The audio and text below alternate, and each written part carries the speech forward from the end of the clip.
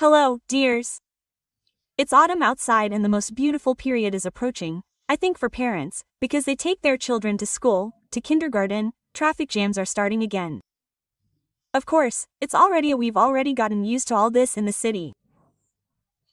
But, besides all that, I say let's talk about this new academic year that is starting, what problems young people are facing and why so few young people are taking the maturity exam, the baccalaureate.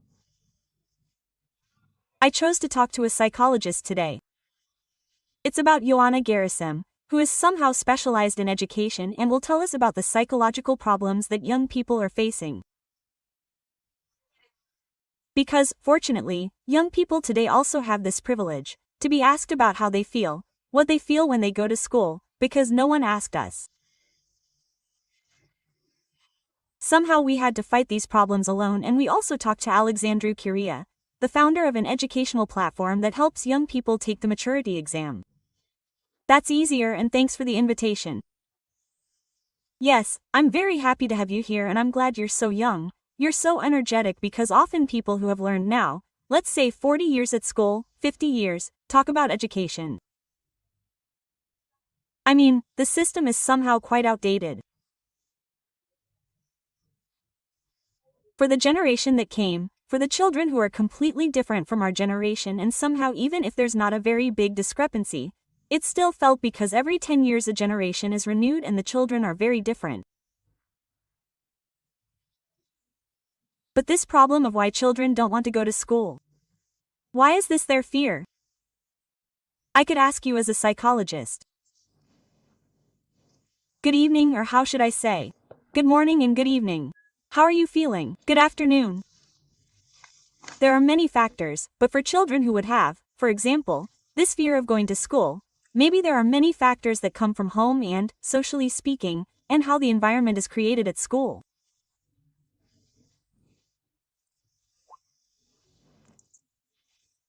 Teachers, just like how their peers treat them, their parents, there are many factors that could block them. Let's say, okay, I'm dropping out of school for reason X, that I don't get along with the teachers anymore, or my parents don't want to support me, I don't believe in myself, and automatically, having this negative self-esteem and somehow always being pressured that I have to be high-performing, although I'm not being offered support.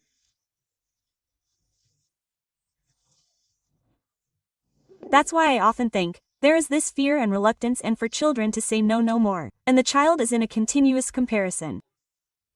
Because before you only compared yourself with the 20 children in the class. Now, thanks to the networks or because of social networks, the child compares himself with millions of other children who have, perhaps, more material goods than him. Maybe they have more results than him because he is a star, because, I don't know, he has a car, a high-performance phone, whatever, at a very young age, because, more recently, children also like this display online, no matter how small he is. So he has a phone in his hand with which he wants to show everyone the world he lives in, and somehow I think that this aspect also changes them.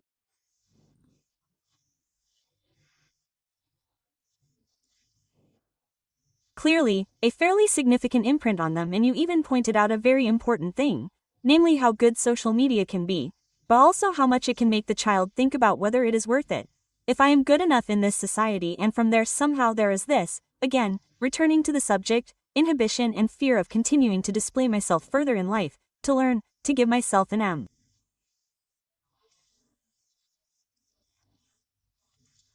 But they have to give up their phones. I mean, everyone in general, let's give up phones, let's raise them without them. I mean, everyone tries to at least raise their child without a phone, but on the other hand, you isolate them from the world because other classmates have them. Okay, I don't have one, and yes, look, this inhibition appears towards classmates who have certain things more than you, and frustration also comes. I agree with Joanna, and once again thank you for the invitation. It seems to me that we caught being the same generation, we caught a period of transition. I mean, at the same time, we didn't catch a period when social media was used so much. However, we went out more, we socialized a lot more. Our parents, on the contrary, had almost no social media at all. It didn't exist back then. And then, as a parent at the moment, it seems to me that you have to learn on the fly how to juggle things and adapt to a generation that unfortunately you didn't catch. But we also try to be with them as much as possible. I had a very nice example recently that a mother wouldn't give her child a phone at all. She was on vacation.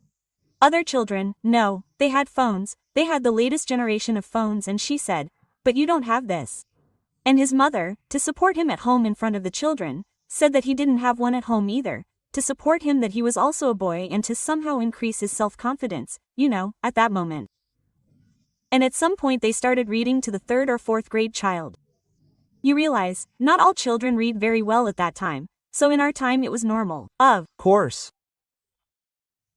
When this one was reading like a 15 or 16-year-old, there was a major difference compared to his peers, and he says, "Look, no one was surprised by the fact that you have a latest generation phone, but look, everyone is surprised that you read better than the others, and it depends a lot on the parents how they pose the problem when this situation arises." Because parents need to change. You can't hit your child or yell at them and they'll get there. That's what the generation has changed a bit. Obviously, I totally agree, but I would like to mention one thing. Not necessarily to change, as much as to adapt, because I think that's very important, to adapt to the times. And often this is where a lot of reluctance comes from, because I learned to live like that in my grandmother's time. You don't know what it was like before when you used to walk with a hoe on your back and plow.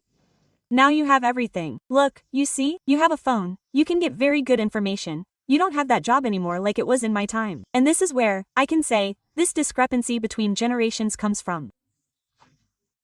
What easy times you have compared to us who had it hard, but I think that every generation has its challenge and its difficulties. For example, now there is a lot of talk and we know all too well about addiction to social media, depression, anxiety, and not only, stress.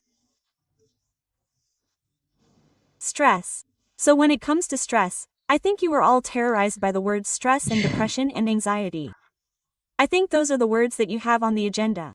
Yes, there are a lot of students who come and talk to me that I feel very stressed. I'm very scared. What am I going to do? If I don't do well enough on the exam, I'm going to make a fool of myself. People laugh at me. My parents no longer trust me.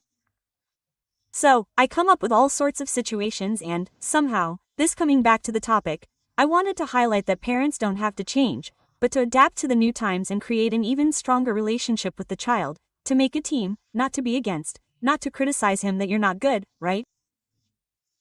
Let's see how we can solve this together. You don't know this topic. Okay, let's see, we can do this together. Come on, you don't know. We talk to a teacher, he helps you, but he doesn't criticize you that you're not capable, that you can't, because I've noticed a lot of the criticism that is now the order of the day. Unfortunately, that criticism was also in our time.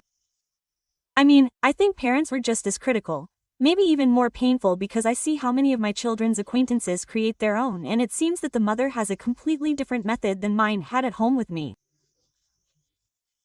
Because when you didn't have a high grade, you were the shame of the family, not that on the aptitude test. Like that, you brought home a bad grade and you were already taken, you were totally labeled. It was totally labeled, absolutely. You were an outstanding student. Yes, I was a student who liked to learn, but who also saw value in this. I was lucky to have teachers to inspire me. I had role models. I think it's very important for students today to have role models, but what do I mean? Role models from around them in a way, because it's a bit difficult for you as a student, being at school, being in high school, to have a role model who is very far from you in terms of social knowledge, of results. It's very important to have a higher level than what you have as an average, a teacher, someone in the first phase, after which you keep growing over time. I had people to inspire me when I was in school. That was my luck. I found the people I needed and they helped me in this process. That's why I think it's important for students to find their values. How much did you get in the BAC? 10 in the BC in Romanian. Why the Romanian baccalaureate? That's to emphasize. I got 9, but I was in the Republic of Moldova. How close you were.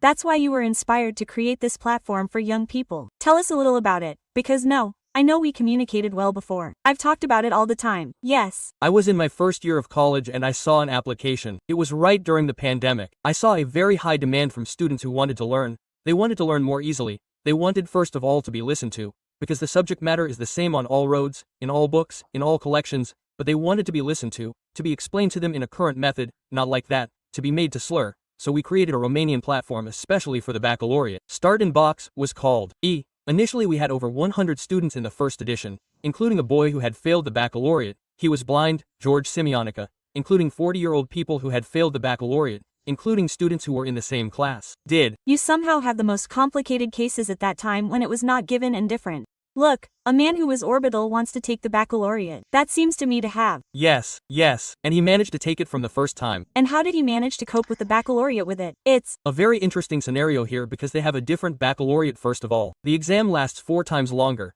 they don't live like they normally do, and they have a substitute, a person who reads their subjects. Imagine that, for me, in a relatively short time, a month, I did some preparation with him. I had to get into his mind to imagine what he would say to the substitute, so that he could help him where to underline, where to write, what to learn more precisely, and he managed to take it somewhere at 6 o'clock. Basically, he, without seeing the exam, managed to take the exam in a short time. He managed to take the exam in a short time, only in a month. In a month, yes, and he practically managed to pass the oral test because he only told him what to underline, what to do at the time, what to repeat, and so on. Imagine that his parents called me, then I went outside, he cried. The parents actually cried, they called me. I have a bunch of messages on my phone. I get goosebumps even now when I think about it. It's an incredible case that you can tell. For me, it's an example over time, and I realize how much help students often need. Well, look at this. What excuse do you have for not passing the exam and not taking the aptitude test? If a man without physical aptitude managed to pass the exam and you, who have arms and legs, you see, want to stick to nonsense and not take the exam and, at that moment, end up in a situation where, no, a very bright future awaits you, because everyone in Romania wants to live more with the school of life than with school. Practical. Although practical school also helps you in most cases and you need to have a solid foundation. Well, yes, absolutely.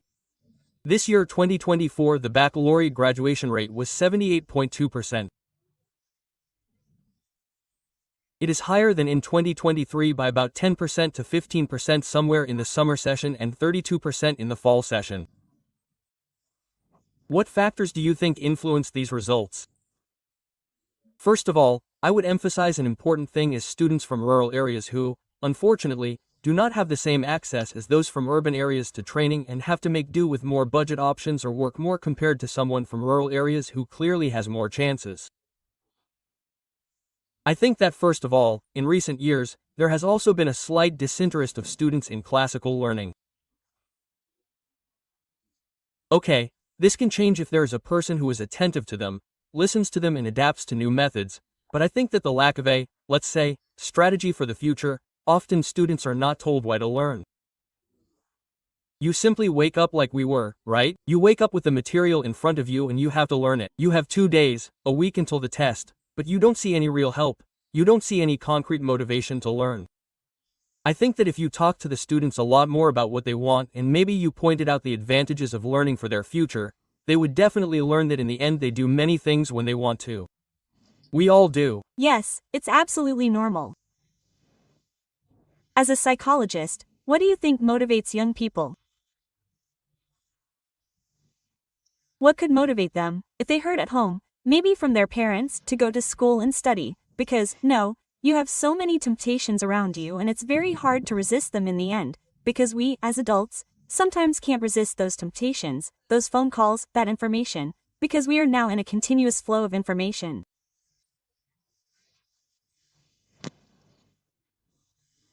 Here I am, it's very complex and I'm trying to find all my ideas, to put them together. First and foremost, a child needs support.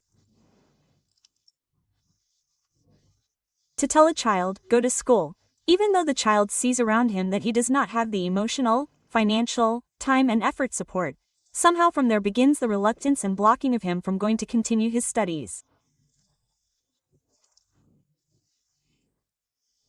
One other factor that would be very important to consider when it comes to motivating a child is how we relate to learning, that, if there is a lot of pressure from around, you have reluctance. Again, I can't, because again I have to not disappoint those around me and, rather than disappoint them, it's better to leave it and not continue. And that's why it's very important for them to find this intrinsic motivation themselves. Because here I'm talking about my own example. If I had to give one, because, coming from a rural area, I can't say that we didn't have well-trained teachers, that they were, but I clearly saw a discrepancy, after which, when I was in high school, how were my colleagues who were from urban areas prepared and me coming from rural areas, where the information was not as well structured and taught as it was with those at, how were we compared to what was available to access education? Obviously, and not only that, materially speaking, you see this difference in mentality and how. When I went from studying after 4 grades in the country, with my grandparents, I went to the city to actually learn. I was shocked that we have to work in PowerPoint and we have interactive whiteboards, so for me this was a shock and you have to adapt on the fly. And, maybe, my parents didn't have enough emotional intelligence, because they didn't receive it either, and a state like this appears, from my perspective, I know how I felt, that a state of insufficiency and anxiety towards colleagues appears, that some can simply do more than you, they are adapted and it's normal. There are always differences between us as human beings, people, and between students. There are others who are, how should I say, faster when it comes to grasping information, to differences that are slower. It's okay. Everyone has their own rhythm. What matters instead is how I adapt to that rhythm and how much patience the teachers have with me, the parents, the society. This is what we're talking about, because if we're going to take it from individual to individual, the society in which we live that surrounds us also matters a lot. The society that surrounds us. Because if you ask me now personally, how can you motivate a student by encouraging him, supporting him, believing him through what he's going through? Parents here should support the most important ones. If you want your child to be well, first and foremost, you as a parent, it is necessary to trust yourself as a parent and in the efforts you make in your child. Yes, if at a certain point, teenagers don't really want to talk to their parents, they don't really like to communicate, let me do what I want with my life. But why are you interfering in my life? These are all the problems they face during adolescence. What should you do then with your child? Because look at the period when they fail, when they mature, when they change, exactly that period when you don't know the most crucial. He behaves badly with everyone, he doesn't want to fail, he doesn't want to learn, he doesn't want to do anything. And you have to have some kind of need to have to find this connection with your child? You just said something very important, patience and communication. And many times this silence or these slammed doors are a form in which many times there is some discrepancy in communication between parent and child. The parent expects the child to do what I want, to see performance from you. Yes, pay attention, to see that you have good results at school, that you get along well with everyone, that you cope with everything you do, because you are a child, all you have to do is do homework and come home, eat, sleep and pretty much the same thing. On the other hand, the child is not for him, it's not just about that. It's stressful, homework, I go to school again, there are classmates, teachers, again all the pressure on me, the stress that is getting greater and greater. And here I think that the perspective that the child has versus what the parent has matters a lot, that is, the expectation versus the reality. And this is where this constant conflict between parents and teenagers happens, that the teenager wants to be understood, but often cannot communicate because he feels misunderstood. The parent tries, come on, I want to explain to you, I want to understand you. And how can you often have a problem with a child if with your own child if you are often not even willing to really listen to him because the parent that's your problem, me. Come on, give me a corner of work I suffer after that or after that and I suffered. Mom, let it go no more but these are things that you can really impact. That one.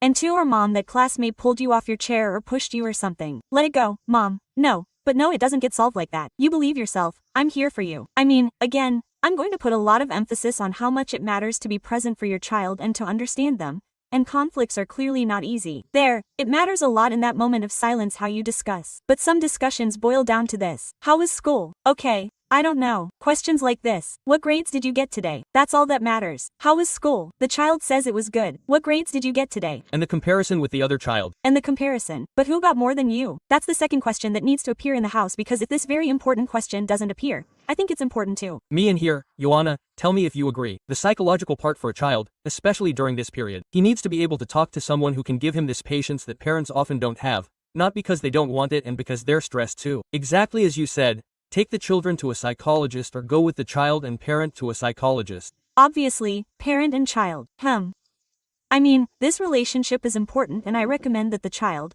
especially as a teenager, come with the parent because the relationship between the two also matters a lot.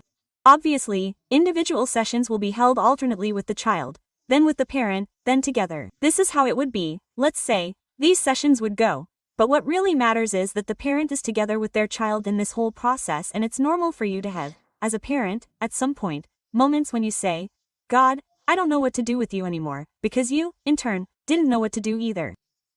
Maybe when you were young and you didn't know how to manage your emotions, and sometimes you get caught up in moments when you don't know how to manage your own emotions anymore. And here you said a very interesting thing about why there is so much emphasis on this criticism and so on that you. Constant comparison with other children. You had that a lot and I didn't have it either. So something. But look, you said an interesting thing. How can I get closer to my child and not just physically and emotionally? How do you feel? But the child will be shocked, I think, for the first time. My mother asks me how I feel, and he doesn't know what to answer maybe to this question. Well, if I've never allowed myself to feel, it's very important to allow ourselves to feel our emotions. What questions should we ask children? I don't know. Look, he's still young. Maybe okay. With the older ones, you start working with a psychologist because you've lost him. That's 4 years, 5 years of study. You've lost the child. It's hard to bring him back to you as a parent.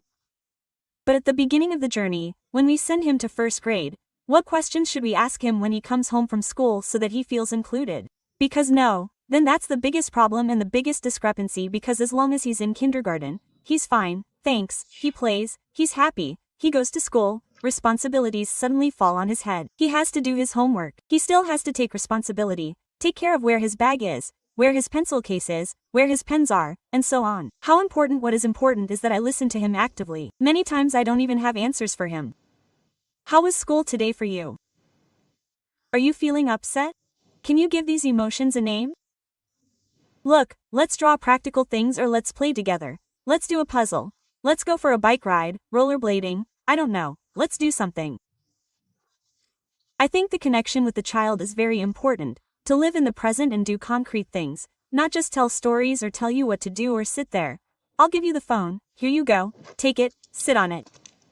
Well, yes, that's why many parents excuse themselves with the phone, with certain gadgets, so that they don't have to spend time with them, because the parent also wants time for themselves to rest after work. And I can understand the parent, on the other side of the barricade, because he also comes with a baggage of stress, anxiety, work. And he also needs to automatically unload himself after everything. Who is automatically unloaded? The child. Yes, although it's not the better target, to be honest, many times, and that's maybe why they take refuge on these devices. I often tell them on the phone, because somehow they enter their world where they see some things that relax them. But then I close this and again I have a child. I have to socialize. In the morning, what do I do now? Well, I connect with him, with his energy. Ultimately, it's a responsibility and a choice. I know that it's very difficult many times, because we also have our problems at work, with colleagues, in society. We also see how things are at home, but it really matters now how I put myself, in what place I put myself, I position myself, and how I put the other person on. I pray, and the family, and many times both children that know. If you are in the position of an adult, well, listen, you are the mature person, but many times both parents and children have the same position of a child, because if you hit him, you are yes. I mean you are in his position as a child. If you slap him in back, that is, react exactly how he would have reacted if he had, I don't know, any unpleasant emotion. And it matters a lot. It is very complicated. It seems to me that managing these emotions, and as a parent it seems to me, and as a child it seems complicated because no one teaches us. Emotions can really be managed. We are really allowed to feel emotions, not to block them. The tendency of many is to block them. How can I not feel anger? No, no, no, I am not allowed. Happiness? No, because after good days come hard days. How is it forbidden?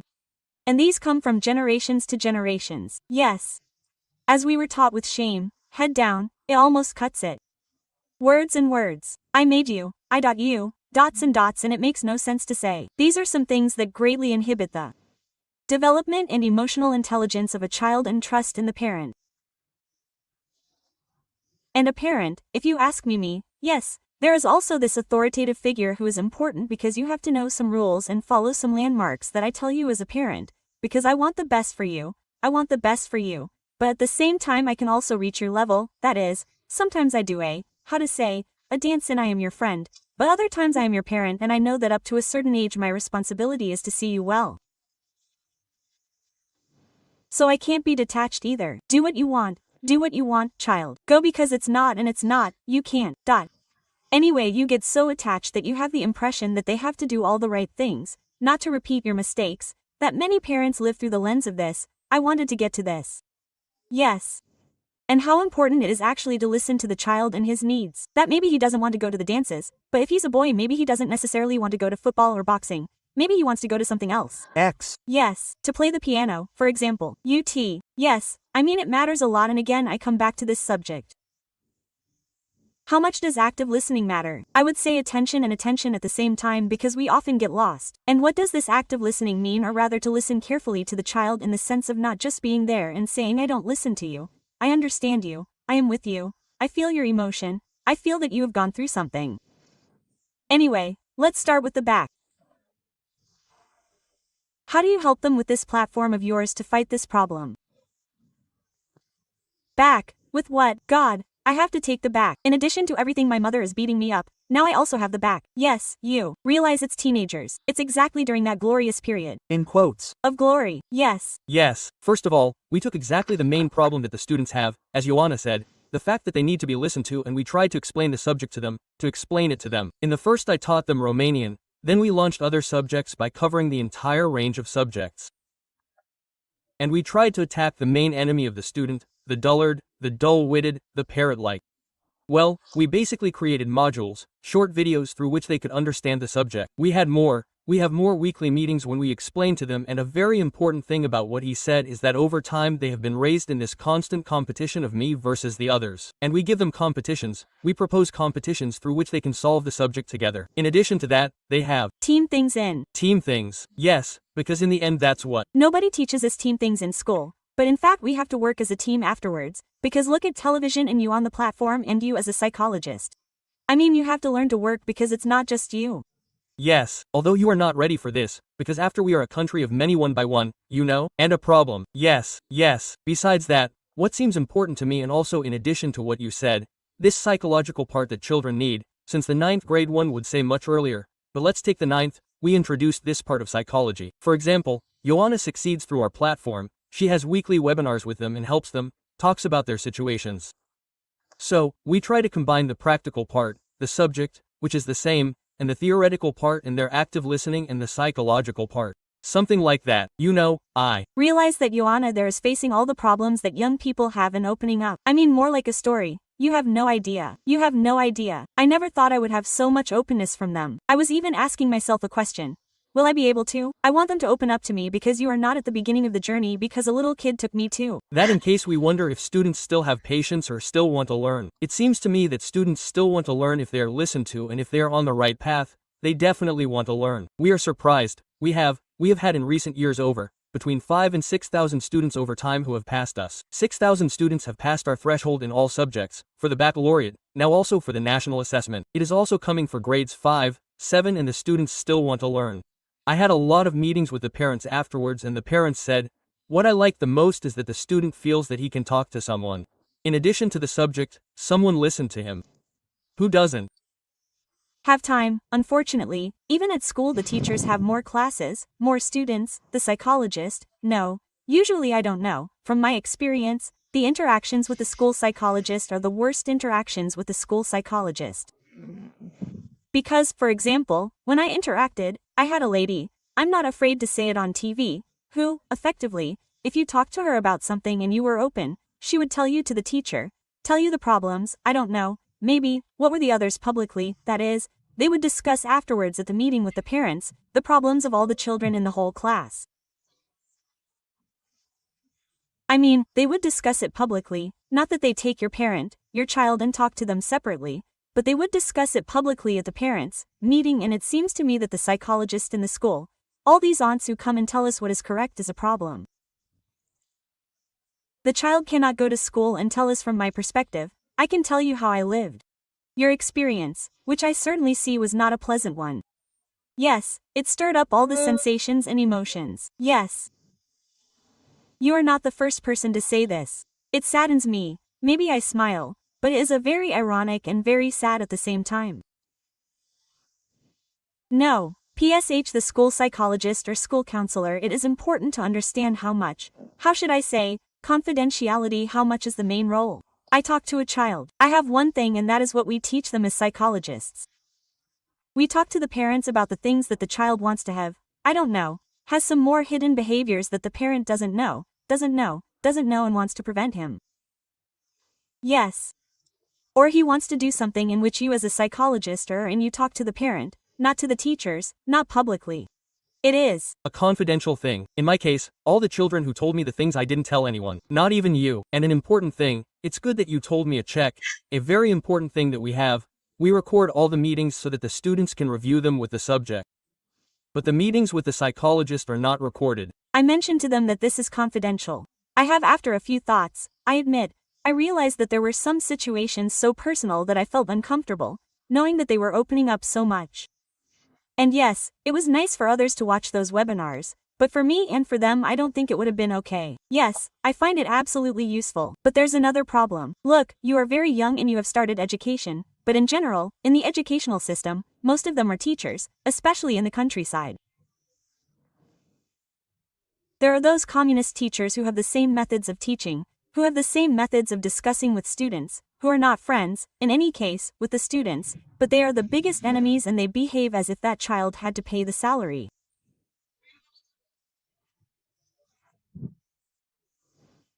The salaries of public sector employees are what they are, and again we can't blame them in this sense because they have miserable salaries. We have to admit that, and they don't care about children anymore. And who the student pays in the end because he has to bear all these troubles. Yes. Why don't young teachers go? Why don't we have more young people involved in this field besides you two? Look, I know a handful of people in Bucharest too. I mean, that's how it is. I think first of all because this profession or this field is not that popular, at least it doesn't seem that popular. It has been categorized over time through these classic teaching methods, through this classic typology, that anyway the school doesn't match reality so much that you end up almost wanting to practice it in that field because you don't see a model in that field. Exactly what I was talking about at the beginning. But I think that if there was much more attention to the needs of children and what they want to do next, they would certainly become much more popular fields, as they should be, because in the end, education is the basis of any structure, any society. The educational system that is now is very complicated. I mean, parents say they can't cope anymore.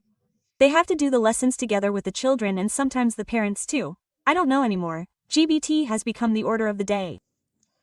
How can you resist in a society to do the lessons with him or him to learn when he finished school with CHGBT? I mean, what expectations can you have from him? I mean, there was also a joke on the internet that thinks that these people who just finished medicine used CGBT and tomorrow they're going to operate on you, and you don't know who's operating on you. Yes. How can the educational system change so that the student can do 10 subjects in 1 hour with the BTI? Yes, all of them for anything. Let's realize how big the responsibility is in our hands when we choose a profession. I recently had such an awareness that this profession seemed to me at first, Mom, what flower power? I'm listening to a man, how cool. Quote, no, it's not cool at a certain point because you see very real situations and you really have to be very responsible and always find solutions to very complex and complicated situations. And if we go back to your question, why is it happening? What is happening is a very, how should I say, a collapse is coming, I don't know, something is happening. They can't even find solutions to how to keep making reforms after reforms, because it's still a situation now. But we have things that have been preserved from the Soviet system, from the communist period, and we tried to combine them with something modern. And something came out that we don't understand anymore. Ostrich camel. An ostrich camel. Yes, now the system in general. Yes. Turns parents upside down. I think that, so we certainly agree. I would go with this idea that there is a need for a reform in education, most likely in education. But why didn't we think, maybe, that the reform in the way we imagine it comes easy, with each of us individually, because, realistically speaking, it is difficult to stop all the subjects, to change the subject from one school year to another, for all generations to learn. Just remember that, in the educational system, to change the subject of the baccalaureate, at least, it takes 12 classes, 13 classes, and with class 0, that the students learn another subject, the subjects have already started to be different. For example, now the students who are going to start in the fall will learn a little about this history, the period of the 20th century, more than what did not happen in the past. What we did not learn from the exempt or the COVID period, but what is important is that we should still have a little more patience and see learning as a stage, not a goal.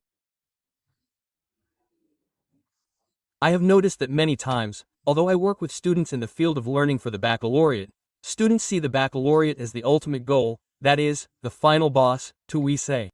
Well, at 18, 17, that's the ultimate goal in life, to take your exam. I mean, that's how it seemed to me. It seemed to me that the high school diploma was the end of the road. Is there still life? There is no life. After the high school diploma, there is something, there is nothing. But after that, Mom, when you see what a stage is and how important it is to understand that after the high school diploma there will be other stages. And after the high school diploma there is still life. What is actually interesting about the subject here? The subject here is actually very interesting. Why? Because the high school diploma is so targeted, it is so focused. Everyone is focused. You have to take the high school diploma, because if you don't take the high school diploma, and scenarios start. If you don't take the high school diploma, you are the stupidest. You didn't take the high school diploma. I mean, that's where I actually say, the reușită, to put it in Romanian, that it's the end of the world if I don't take it. And if we were maybe a little bit more relaxed, it's an exam, it's okay. I'm giving it my all now. It won't be the first time, I'll give it one more time. It's not the end of the world that you want to do very well the first time. You work harder in the last year in the 12th or the 11th to be very well prepared. But not because they tell you that. I mean from I remember that they tell you that I am the 9th. Okay, we have a different system in the Republic of Moldova. It's from the 10th to the 12th grade. Yours is the 9th to the 12th. No, well, from the first of the first year they tell you that the baccalaureate is at the door. And you start to get stressed. Although a more important thing, because the exam itself is also very important, obviously, but a more important thing than the exams themselves is represented by what you acquire during this process. For example, when you see the baccalaureate for the BA, that's what we tell them. I tell all the students this every time from my training. The habit of constantly learning or doing something constantly, of being persistent in something is more important. The fact that you want to prepare, that you resist stress. You learn how to manage yourself, how to manage all the things in a very stressful period for you. To study, maybe you have 2 subjects, you have 3 subjects, you have a sport on the side, you want to get admission, to go on to college. I mean, the habits that you develop during that time and how you behave, rather these develop you for the future. You see, maybe there's not so much emphasis on what you become in this process. Something more important than we think. How do we fight this digital distraction? How do we fight to distract them from everything that means phones, everything that means the internet? Because they can find any answer to any question there, they don't need a book anymore. Timing from the hour me, so I propose to sit for 3 hours a day. Okay, 3 hours is all I stay. I know how to manage my time because it's fantastic how mature you are. That's the difference. You're a mature person, you know how to manage your time differently. But the 10th grader it depends because this restriction is not good either. But it's very important to be aware that I set a specific time in which I stay on my phone, or what are they called? I count it. Exactly, I divide it into several series and at the same time I do something productive because unfortunately many of us waste our time scrolling. It's interesting. Dopamine is a new addiction. What are the studies, now, that have come out on the market, especially in this area where they really tried to see if it influences us or if it really affects us? And yes, they have quite a few results that show how much this scrolling impacts people's mental health, which is not exactly a positive one, if you ask me. And here it's very important to stop, to be aware and to choose to live in the present, not what does X have, Y, or let's see what happens. It's one thing when you want to document yourself, to stay and document yourself, it's one thing, but it's another to just look to see what XY did, what he took, what he didn't take. He took the exam, he didn't take it, he got married, he didn't get married, he has a child, he doesn't have a child, that colleague has X thing or doesn't have it. I mean, it's more curiosity to see what the other person is doing, to be realistic, what we see on the phone is what I want to show people. It's not reality. I don't show how I cry at home or how I argued with my partner or children. Or real life, because everyone shows a perfect life on the internet, luxury cars, houses, and so on. Yes. And students should understand that this is very important to try as much as possible to take these small and frequent breaks, the key to great successes. That's how I learned Timika now, whether it's true or not, this for me was applied. But the idea is to be aware of this time, how important it is for us when you realize that this time is limited. You really don't know when, but it is limited. It's like you anchor yourself in the present differently and you manage time differently. That there is no formula, if you ask me, clearly defined, how to know, done, you left your phone. And here it also depends on your character. Okay, I left it there. I really don't look for it, or I can have the tendency 10,000 times a day to look to see what time it is. Did I receive a message or not? And here comes a thing of addiction. Absolutely. I talk a lot of attention or follow I don't know what information, which again creates even more addiction for me. So it matters a lot what role I use this phone for. And another important thing here, it seems important to me not to give up some habits that you have or that we were raised with. For example, to make friends in the world real, to read, to maybe go to church too. Who knows what happens? I mean, what kind of friend you make on the other side of the phone, because not if we're talking about children, you don't know how many times you talk to a child you think or a teenager your age and maybe an adult or vice versa. Yes, the other side, I mean yes, situations have happened. Many situations have happened and meetings have taken place afterwards in the city. I mean, I've heard cases where it happened exactly like that. And here we have to ask ourselves the question of why it gets there. Because the child is left, he's not listened to, he's not seen, he's abandoned. I abandoned you. And you realize an adult who manipulates pictures of a child on the other side of the screen, the child enjoys the attention. Oh, finally someone is interested in me, and it also seems amazing to me that this is happening. Of course there I'm attracted to his eyes and I feel listened to as a girl and vice versa as a boy and so on. Yes. And this is where it gets to the point this. Now it's not really indicated from today, and it's important to see who we talk to be we. Have to control the children's phones or no, the networks, who they talk to there. I think I don't. No, everything. I had this and I was angry with my mom because she looked at me on the phone. She looked at me coldly. Who hasn't been through this? I mean, most of them I think have been through this. I mean, any parent has done this. But all bad is for the better. You know that saying? That's right. Yes, I think everything starts from attention here, that we've been referring to, and if we were to first of all convey a lesson from now on, it's very important. It's to give your child attention, that the child is also waiting for this. So, I think that if this attention is offered and the child is exactly listened to, and then he also develops in an environment like this, he doesn't feel so much anymore, as if he doesn't have to hide, as if it's easier for him to tell you, to be the most good friend, because in the end that's what he's looking for, a person who can help him. Whether we're talking about the national exam or exams, regardless of life, he needs support, someone to cross the bridge with. And I think that if the parent listens to him, is attentive to him from a young age, we see, parent, let's say, the example that he needed. For example, in my case, he's a very important person. My grandfather was in my case, who stayed all the time since he was little, spent time with me, went out with me and so on. And basically when I have a joy, but that's my case, for sure for each person you feel the need to share, right? With the person who takes you close, is by your side. We grew up a little differently. We were raised more by grandparents, more than anything. Our parents didn't really have time for us, but we have someone at home who now and the grandparents are active. They don't manage to spend so much time with the grandchildren, because contemporary grandparents have also changed, because I can already see them, they have their jobs, they have their chores, they don't have time to spend so much time with their grandchildren, it's much harder to catch them somehow. No, times have changed. What plans do you have for the last minute? What plans do you have for 2025-2026 with the platform? First of all, we want to reach more classes, to launch also for admissions, programs. We have a lot of students who ask us for this. For grades 5-7 we have a lot of demand. We also have those books that students order online on Start Shop, and we want to launch for all baccalaureate subjects, the national assessment to be a kind of hub, like a small online university, and we can easily migrate to the physical area in a short time. God help us.